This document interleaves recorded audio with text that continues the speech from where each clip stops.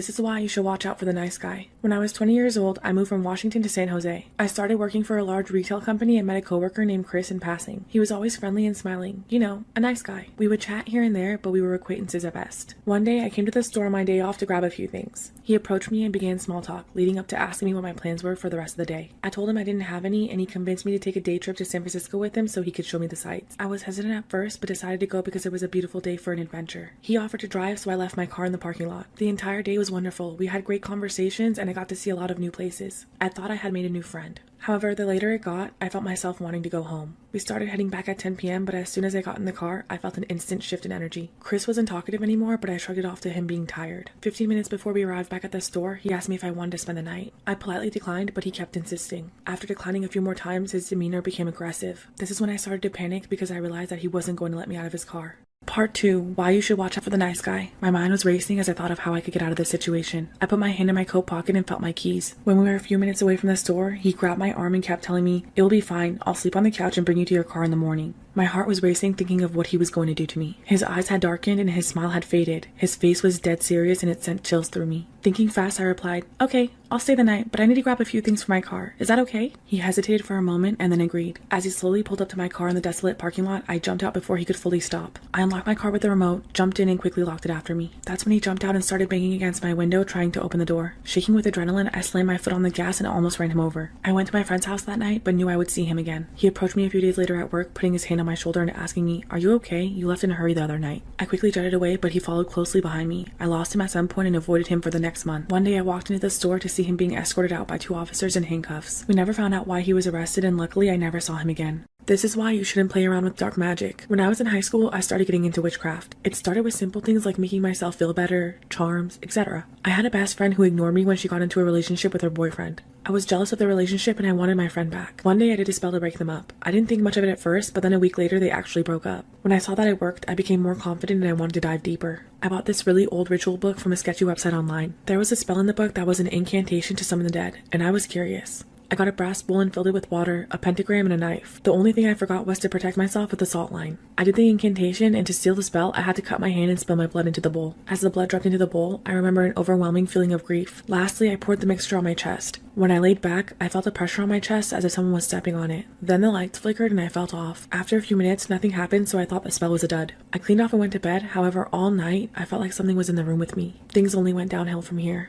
Part 2 of why you shouldn't play around with dark magic. Over the next few weeks, I was feeling really off. I had virtually no appetite, I was extremely weak, and I was losing time. I would find myself zoned out for small periods of time and then realize what was going on a few minutes later. Another thing was that the cut on my hand wasn't healing. I ended up texting my best friend whose dad is a pastor. I explained what I did and how I was feeling. They lived in the mountains and he told me to immediately go visit them. When I arrived, they both instantly noticed that I looked depressed and there was something off about my usually pleasant demeanor. Since our families are religious, they were pretty upset with me for what I had done. They ended up having to do an exorcism on me that very night. Apparently, the ritual I had done was summoning a spirit to come inhabit my body and I had willingly gave it permission. The moment they cast it out, I gasped for air and felt a weight off my shoulders. It was like taking a deep breath after an uphill hike. I had a crystal that I used as protection. They used it as a vessel to bind whatever was inside me to it. The crystal was light in color prior to the exorcism, but afterwards it was a smoky gray. They drove me to a cliff in a secluded area and I threw the crystal over the edge. Over the next few days, my appetite slowly returned and I felt normal again. I've stayed clear of witchcraft ever since. Storytime about how I got a bloody nose on a Tinder date. I met a cute guy on Tinder who was 7 years older than me. He wanted all the same things I did in a relationship, so we decided to meet up. He was sweet at first, but then he started drinking and his friends started to wish me good luck. Let me just say that I'm 110 pounds and he was a 230-pound bodybuilder. He started to get super sexual, touchy, and aggressive. He would grip my leg so hard that it bruised and bite my neck hard enough to where it turned red and had teeth marks. It all really hurt, but I'm kind of into that stuff, so I rolled with it. Then when we went to the bar, he snorted some stuff and it escalated. He dragged me into the bathroom at the bar, even though I said no. He pinned me to the wall by my throat and smacked me across the face, asking me if I liked it. I felt something drip from my nose and my face stung, so I shoved him off of me and checked the mirror. I had a handprint on my face and a bloody nose. He followed right behind me and grabbed me, but thankfully stopped when he saw the blood. He started to apologize profusely, but I told him that I had to go home and I left. He reached out again to apologize, but I ignored him and never talked to him again. I can still feel the slap to this day and it hurts like hell when I think about it. Storytime about how a girl used me for her OnlyFans content. My boyfriend and I decided we wanted to spice things up and bring another girl in. I've always been attracted to girls, so it was actually my idea, and of course my boyfriend didn't object. We made a profile on a dating app saying what we were looking for. I didn't think too many girls would be down for this sort of thing, but I was so wrong. To my surprise, we got a ton of matches and messages from cute girls. One girl named Becca messaged us and I was really interested because she was so beautiful, like an Instagram model. We started messaging back and forth for a few days, and then we decided to meet up downtown at a club on the weekend to get drinks and have a fun night out. I asked her for her Instagram to make sure she was legit and her profile checked out. The night came to meet up and she looked just like her pictures, a total baddie. We got drinks and started talking and she seemed really cool. A few drinks later we were dancing, and a drink after that we were all making out. We were having so much fun and we stayed until the club closed at 2 a.m. We were planning on going home, but Becca insisted we come to her place for a drink and hang out some more. She hyped us up and we agreed. We got an Uber and caught a ride together to her place. This is when things got wild. Part 2 of how a girl used me for her OnlyFans content. We pulled up to her place and hopped out of the Uber. She showed us in and made us a really good drink that kept our buzz going. One thing led to another and we ended up in her bedroom. She asked if we wanted to hook up and we agreed. In the middle of the action, she asked if we wanted to make some videos for fun. I was a little hesitant, but she insisted and said that it would be exciting. I agreed, but only if they were recorded on my phone, which she agreed with. I started recording and got some really good content. The next morning, I woke up with a text from Becca saying how much fun she had and asking me to send her the videos we made. I sent them over and she immediately blocked me on everything after receiving them. I was shocked. I told my boyfriend that she blocked me and grabbed his phone to see if he was blocked as well. I checked her Instagram and saw that she posted a story update 2 minutes ago. The story said, "New threesome videos on sale on my OnlyFans. DM me for the link." A few minutes later, my boyfriend was blocked on her account as well. I couldn't believe she used us for OnlyFans content and was profiting off of our goods. Luckily, our faces and tattoos weren't in any of the videos we sent her. Looking back on it now, it's kind of funny, but to this day, I still think I deserve half of the money she made off of those videos. Crime Fanatic Friday, how I narrowly escaped being killed by my creepy coworker. It was a little after I turned 18. I was working at a Denny's restaurant as a waitress in a small town in North Carolina. I love my job, even though I worked overnight shifts from 10 p.m. to 6 a.m. and the manager left at 2 a.m., leaving only me and the cook to hold down the restaurant. One day, they hired a man named Willie George. He instantly grew a liking to me and would sit at the bar near the server station for hours after his shift ended just trying to talk to me. One night, all the coworkers decided to meet up for karaoke night at a bar called Lorelei's. My coworker Olivia picked me up, and Willie was also riding with us. He seemed nice and kept trying to speak to me, but at some point, he started recording me on his phone. He asked me weird questions the whole time while filming me. On the way home, he begged Olivia to drop me off first, but I had a bad feeling in my gut and told Olivia to drop him off first. The next day, he kept calling me, even though I never gave him my number. He had taken it off the employee call-in sheet from work. He told me he recently got out of prison but didn't tell me why. I started ignoring his calls, but I couldn't ignore him at work. He would stay from when his shift ended at 10 p.m. until mine ended at 6 a.m. Little did I know, it was about to get terrifyingly worse. Part 2, how I narrowly escaped being killed by my creepy coworker. One night when he wasn't even on the schedule, he came in at 1 a.m. in his uniform. Willie began talking crazy, saying, "We need to get out of here, they're after us." He threw a wooden bar menu at me and came behind the counter to grab me. I was terrified, but I knew I had to play along. I told him, "You're right, we need to go now. Let me use the restroom and we'll leave." He waited outside for me as I locked myself in the bathroom and called the police. Unfortunately, he left before they got there. I thought it scared him away, but I was so wrong. My manager changed my schedule to evenings after this, even though she thought I was overreacting. Willie came in the following week looking for me. Olivia told him I didn't work that shift anymore and she wouldn't tell him what shift I did work. He became furious, slamming chairs and flipping tables. He left angry, and on his way home, he did the unthinkable. He murdered 2 people, a 17-year-old boy and a 72-year-old man. He beat them to death on the side of the road. Olivia called me the next day telling me to check the news. I was filled with relief and sadness at the same time. They had him in custody and I never have to see him again, but in the process, he had killed 2 people. He took a plea deal and has to serve 32 to 43 years for his crimes. Thinking about him still haunts me to this day. Storytime about how I befriended a sleep paralysis demon. When I was just a little kid, I started having terrible nightmares that would wake me in the middle of the night. I would reach out into the darkness, crying for help. It was always the same horrifying nightmare over and over again. It got so bad that I didn't want to go to sleep. Most nights, I would just stare out of my bedroom door. This all changed one night when a solid black figure appeared before me. He was dressed in a cloak and a flat-brimmed hat, just standing in my doorway. He had no face, he spoke no words, and he never moved an inch. He was creepy as hell, but for whatever reason, he didn't scare me. The emotion I felt from him was a deep, sorrowful loneliness, and I know he felt my fears from my nightmares. I asked him if he was lonely and scared like me. He didn't respond or move. He just stood there in silence, but I felt a sense of shock in the air. I'm not sure if many people tried to speak to him before. I ended up talking to him for hours in the dark. Before he arrived, I felt lonely and scared, but having him there gave me a sense of comfort. When I asked for his name, he didn't respond. This is when I decided we were going to be friends, and I named him Shadow. Little did I know, Shadow would stick with me and end up saving my life one day.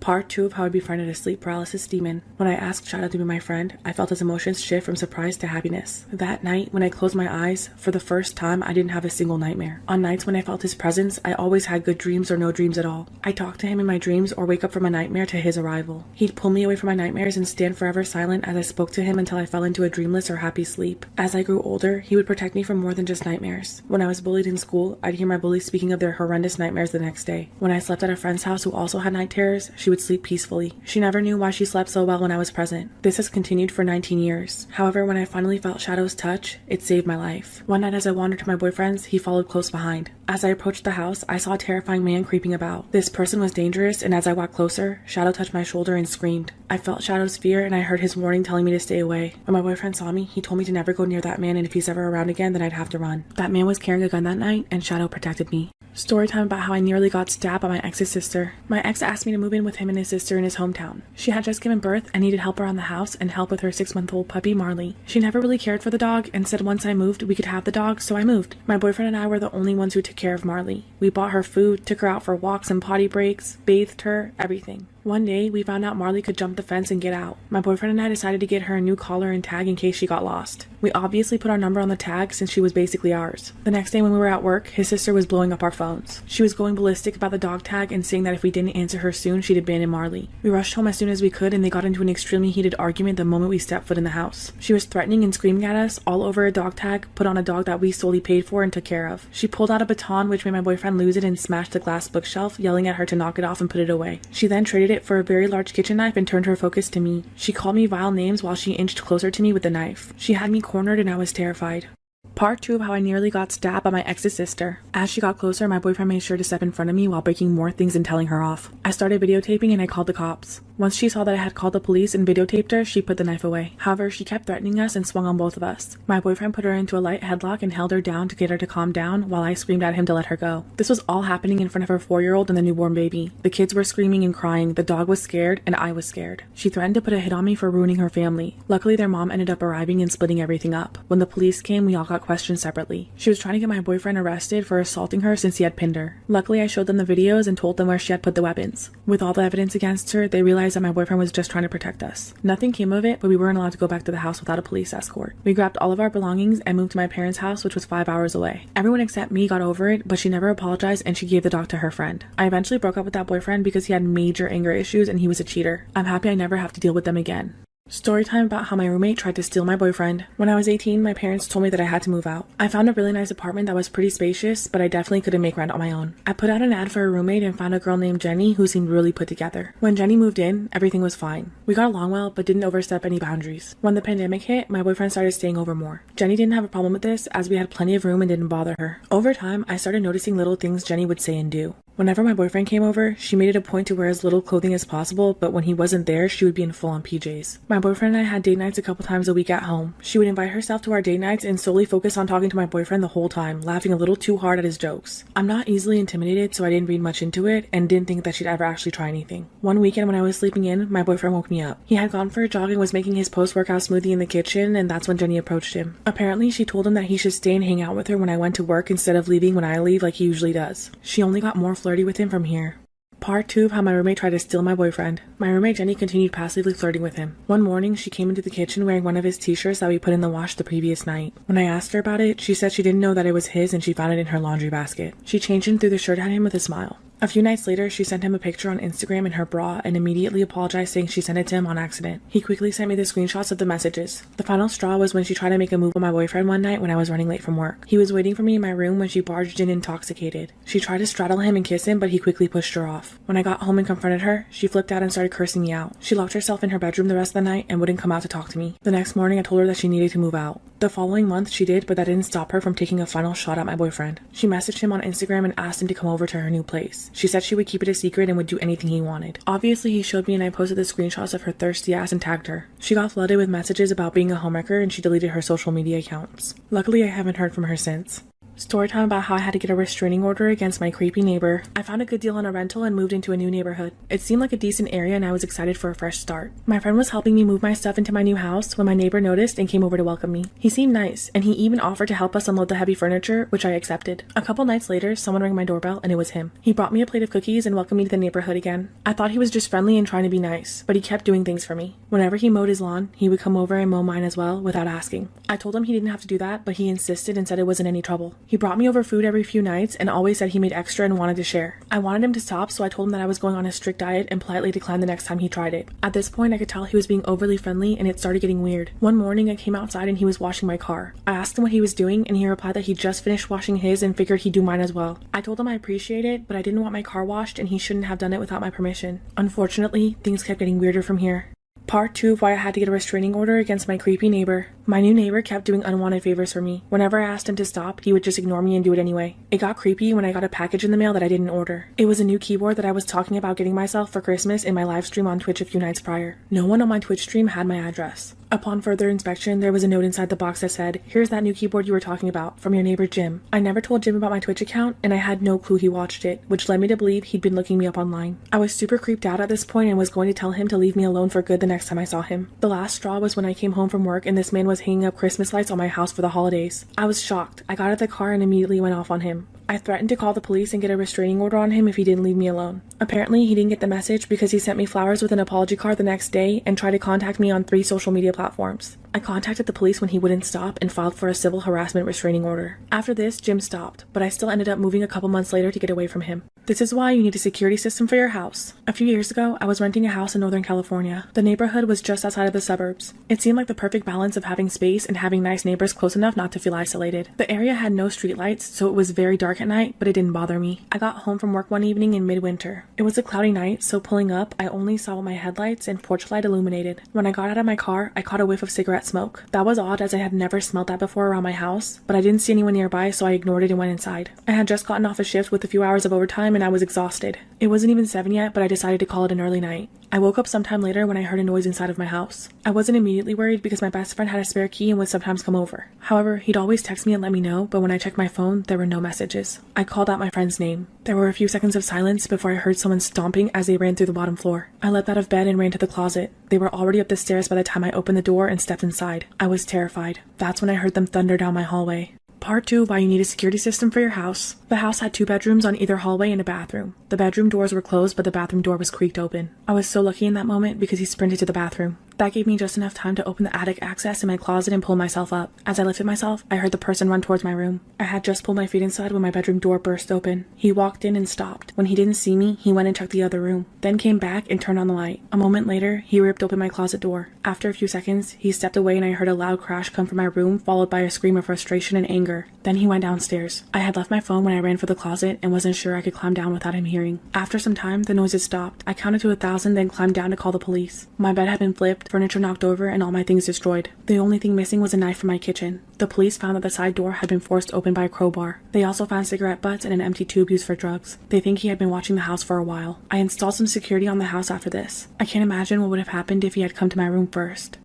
Crime Fanatic Friday, the Tylenol murders of 1982. On the morning of September 29th, 1982, a young 12-year-old girl named Mary Kellerman had a sore throat and a runny nose. She told her parents of her symptoms, who then gave her 1 extra strength Tylenol capsule. They had no clue that the capsule was laced with potassium cyanide, which is highly poisonous. By 7 a.m. the next morning, Mary was dead. That same day, a 27-year-old postal worker named Adam Janus died of what was initially thought to be a massive heart attack. However, this also turned out to be cyanide poisoning. His brother and sister-in-law both took Tylenol capsules from the same bottle Adam used earlier that day. They also died within a couple days. Over the next few days, 3 more strange deaths occurred in Chicago and Illinois. They all had one thing in common. They took Tylenol shortly before they died. In October, investigators made a connection between the poisonings and Tylenol. The gelatin-based capsules were popular because they were slick and easy to swallow, but this also made them easy to be tampered with. The manufacturers of Tylenol immediately took to the media, issuing mass warnings and recalling more than 31 million bottles. As time passed, the case continued to confuse police, the drug manufacturer, and the public.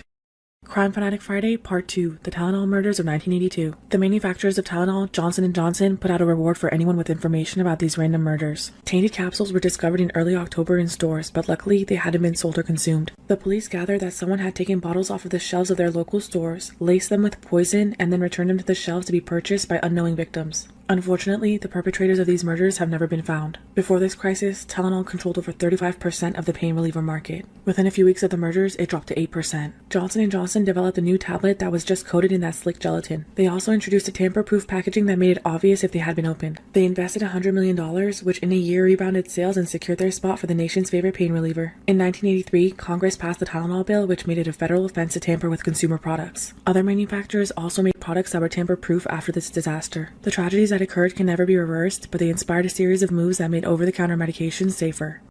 Story time about how I found out my boyfriend was married. I had just moved to a new state and decided to download Bumble to meet new people. One day, I matched with this great guy named Alex. He had a good job, his own house, never married, and no kids. We lived in the same town and we started spending a lot of time together. However, I noticed that Alex started doing some weird things. He started coming over unannounced. Before he left, he would always check to make sure that the doors and windows were locked, and when I wasn't with him, he was always blowing up my phone constantly asking what I was doing. A few months into our relationship, he introduced me to his family and I introduced him to mine. It also turned out that we had a ton of mutual friends. He knew my new best friend Laura and her husband from the gym. When we made the connection, he made it clear that he didn't want me being friends with her anymore. Anytime I would bring her up in conversation, he would get agitated. Laura and I were both teachers at the same school. One afternoon, she came storming into my classroom. She told me that she had just had a girls' night with the girls from the gym. They were all showing pictures of their wedding since one of the girls recently got engaged. That's when she noticed that my boyfriend was in pictures with another woman. It turns out he was the husband of one of the girls that she was having dinner with. Part 2 of how I found out my boyfriend was married. When my best friend showed me the pictures of my boyfriend and his wife, I was livid. I saw red and immediately texted him telling him to come over to my house to talk. He ended up calling me on the way home from work but refused to come over to my house until I told him what I wanted to talk about. When I told him, he automatically started blaming my best friend and her husband for telling his business, saying it wasn't theirs to tell. I felt so angry and betrayed, but most of all, I felt stupid for not knowing. I told him it was over and that I was done with him. I didn't hear from him again after that. He moved away and no one at the gym had seen him either. A few months after everything happened, his wife posted on Facebook saying that she was getting a divorce.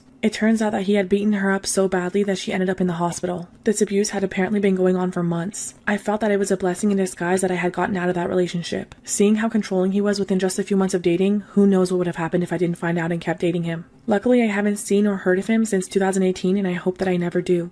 Storytime about how I had to choose between my family and the love of my life. I come from a pretty well-off family. Growing up, I never had to worry about anything because it was always taken care of by my parents. They were pretty religious and we would attend church every week. From a young age, I knew that I was attracted to girls. I also knew that my parents wouldn't accept it, so I buried my feelings deep. Luckily, I was never tempted because I never met anyone that I had feelings for. Fast forward to my senior year of high school. I was on the volleyball team and a new girl named Juliet had transferred to our school and joined the team. We quickly became friends, but there was always a lingering connection between us. I had easily developed a crush on her, but I knew that I couldn't act on it. During spring break, we went to a party and liquid courage led me to confessing my feelings for her. When I told her everything, she kissed me and I felt butterflies fluttering in my stomach. We secretly started dating after this and only my older sister and best friend knew about it. However, the more time I spent with Juliet, the more I knew that she was the one. One night, I finally built up the courage to tell my parents. Unfortunately, the reaction was worse than I expected. They yelled, cried, and told me they'd never accept it. Then they told me they would cut me off and kick me out if I kept seeing her. I was scared and didn't know what to do.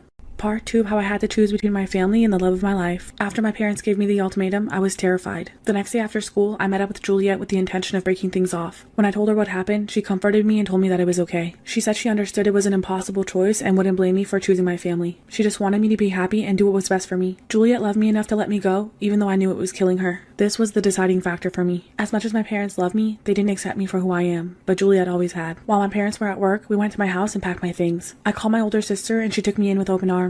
I cried to her for a while because I knew that I would never speak to my parents again. A few years later, my sister was getting married and she wanted me to be her maid of honor. Juliet and I were still together and happier than ever. I knew that my family was going to be at the wedding, but I didn't care what they thought anymore. I walked in hand with Juliet and saw my parents' face drop at our entrance. The rest of the family made eyes as well, but we ignored them and enjoyed our night. A year later, I proposed to Juliet and she said yes. Even though I lost my parents, I don't regret my decision. Eventually, we'll make our own family.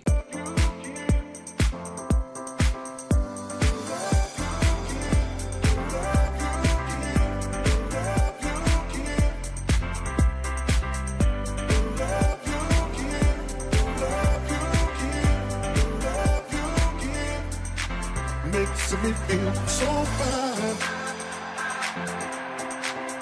so fine. Makes me feel so fine, so fine.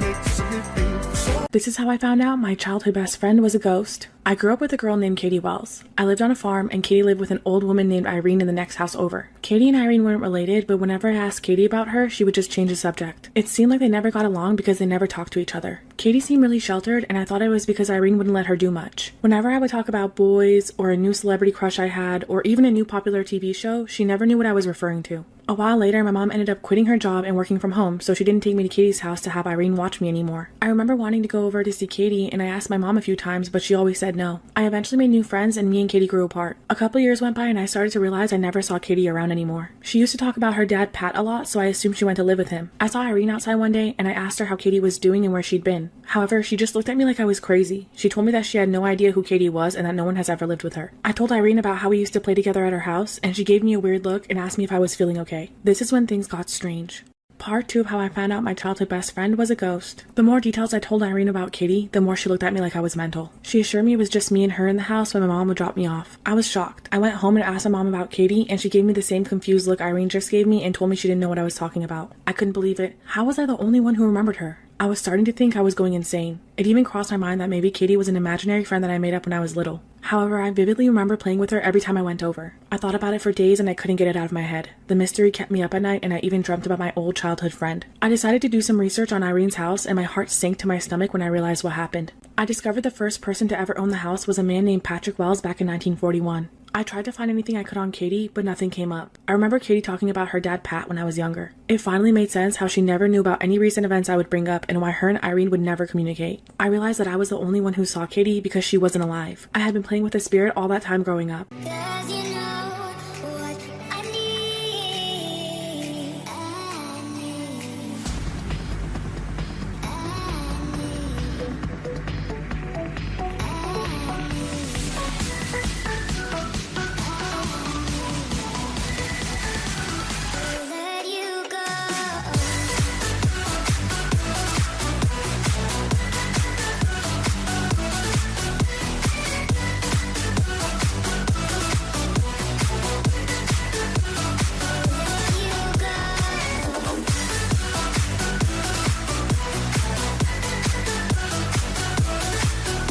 Storytime about how my assistant youth pastor groomed me. I grew up in a very religious household. My parents forced me to go to church with them, but when I was 15, they let me choose which church I wanted to go to. Being the rebellious teenager that I was, I decided to go to church with my neighbors who I knew did recreational drugs and didn't take it seriously. After going to this church for a while, I developed a crush on the youth pastor. Even though he was 10 years older than me, I thought he was cute. There were some red flags right off the bat, but I ignored them because I was young and naive. He was 25 years old, lived with his mom, and didn't have a car or a real job. He started getting close to me and would ask for my ADHD medicine. My parents thought I was getting really involved in church, so they never questioned what I was doing or when I got home. He slowly started grooming me, first by becoming Xbox friends and playing games together. He would compliment me all the time and tell me that God wanted us to be together. Then he escalated it by asking me to wear dresses at church so he'd have easy access touching me in inappropriate places. I didn't realize that it wasn't okay and I thought that we really had a connection. A month before my 16th birthday is when things got serious because he asked me to lie to my parents and go over to his house.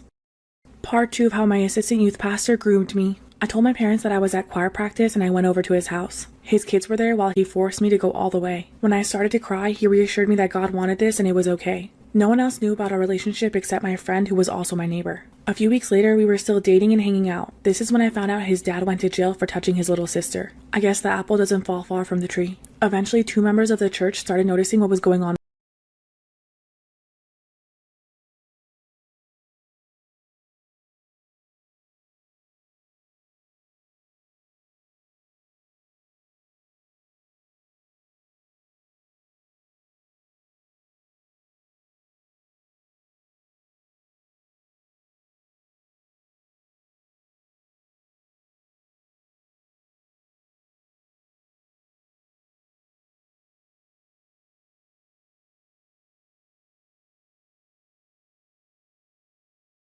And called the police and had him arrested. When news of this came out, everyone at the church shunned me. He was charged with indecency and carnal knowledge of a juvenile. He was only sentenced to a few years before he was released on good behavior, but he still needed to register for the sex offender registry. They couldn't charge him with more because it had been months since it happened and there was no definitive proof. Plus, during that time, I thought I was in love with him and wanted to protect him. However, he was sent back to prison shortly after being released because he violated his parole and didn't register for the sex offenders list. To this day, everyone at the church loves him and hates me for what happened. This is why you should be careful working in food delivery. When the pandemic hit, I lost my job and signed up to work for a food delivery app. I was making good money and the tips were nice too. During the first 2 months of working, I never had any weird experiences or customers. For the most part, everything was fine. There were times when I was a little scared of dropping off the food because it was in sketchy neighborhoods or it was dark outside, but nothing ever happened. I started feeling confident in my position and I let my guard down. One night, I got a delivery request and the tip was bigger than the total order. When I looked at the details of how to drop it off, I realized why the tip was so big. The instructions asked if I could open the door and bring it inside of the house us as they were bedbound and unable to walk to the door.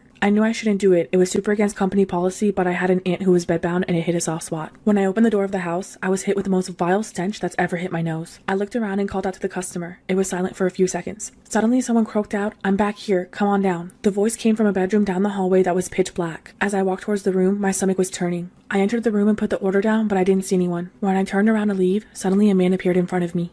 Part 2 of why you should be careful working in food delivery. This man was tall, wore glasses, and was balding. He was also fully functional from what I could tell. In this moment, I realized how badly I had messed up. I was cornered away from the doorway. He thanked me for dropping off his order. I politely replied, "You're welcome," and tried to step around him to leave. He took a step in the same direction at the same exact moment and asked me what I was up to for the rest of the night. My heart was pounding out of my chest, but I quickly replied that I had another order to drop off and that they were waiting, so I had to go. However, he didn't move. Somehow, I mustered up enough courage to step towards him and say, "Excuse me, I really have to go." His hand was on the door and I knew he was either going to let me go or shut it and attack me. He stared at me for a moment, then hesitated and stepped out of the way. I quickly slipped past him and made a beeline for the front door. As I twisted the doorknob, I heard his footsteps running towards me. I swiftly opened the door, slammed it behind me, and sprinted towards my car. I felt the adrenaline rushing through my veins. I looked back to see if he was running after me, but he was just standing in the doorway, watching me run away with a smirk on his face. I never should have gone inside for a delivery, and I never will again.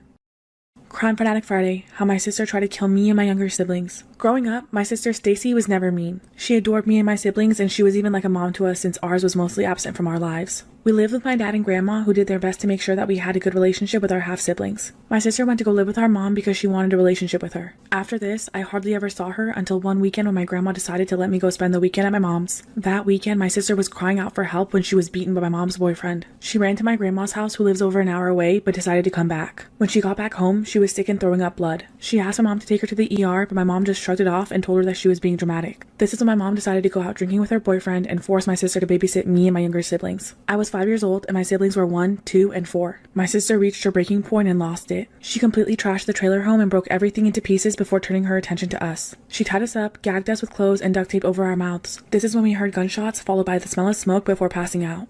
Crime Fanatic Friday Part 2, how my sister tried to kill me and my younger siblings. After smelling the smoke, my little sister and I passed out. I remember waking up in the ambulance and finding out that my older sister Stacy had found my mom's gun. She started firing it off at the ceiling of our home and then lit the couch on fire, trying to set fire to the trailer with us in it. Then she went outside and called the police. She told them that she had fallen asleep and 2 men had broken into our trailer trying to rob us. She told him that these men hit her in the head with a gun, and when she regained consciousness, she ran outside because she smelled the smoke. Obviously, the police didn't buy any part of her story, and she ended up confessing that she was tired of babysitting us, which is why she did it. She was put on trial when she was only 16, but got tried as an adult and sentenced to 10 years in prison. Stacy passed away last year from self-harm by means of hanging. She was only 25 years old. The news articles got all the details wrong and painted her in a bad light. Her life wasn't easy and she was crying out for help, but no one was listening. I've forgiven her for what she did. I love her and I wish that she rests in peace. This is why you should think twice before getting put to sleep at the dentist. I always had bad teeth growing up. When I was younger, I would stay up late eating candy and drinking soda without a care in the world. A few years later, my teeth needed some serious work. My mom didn't make a lot of money and also didn't care too much, so I never got them fixed as a kid. When I was 18, I got a job and made it a priority to fix my teeth with the money I earned. I did some research online for an affordable dentist and found one that would take my job's subpar insurance. When I arrived for my first visit, I immediately noticed the office was worn down and old. From the moment I got there, something didn't feel right, but I chalked it up to being nervous because I was scared to see what the dentist had to say. I also couldn't help thinking about the potential pain of getting my teeth fixed. After the dentist made his initial assessment, I noticed he kept putting his hand on my shoulder as he was talking to me, which made me a little uncomfortable. He said I needed serious work done and advised me to be put to sleep to make it pain-free and easy, to which I agreed. I came in about a week later and was put to sleep while he worked on my teeth. I was pretty groggy when I woke up, but I noticed pretty quickly that something was wrong. I was terrified to realize that my bra was lifted up on one side of my chest. My experience only got worse from here.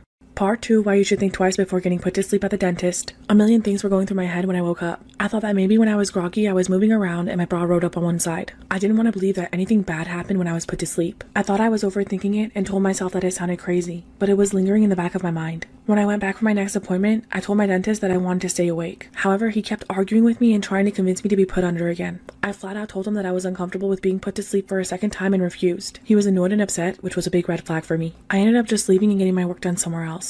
I also filed a report of exactly what happened and what I experienced with this weirdo. A few months later, I received a call stating that the dentist I filed a complaint against was arrested. More information about my complaint was needed to build a case against him. It turns out this dentist and a few other staff in his office were abusing female patients that they put to sleep before working on them. Multiple patients filed complaints about this guy, which sparked the investigation. After this, his practice was shut down and his dental license was taken away. He ended up getting a much-deserved hefty prison sentence.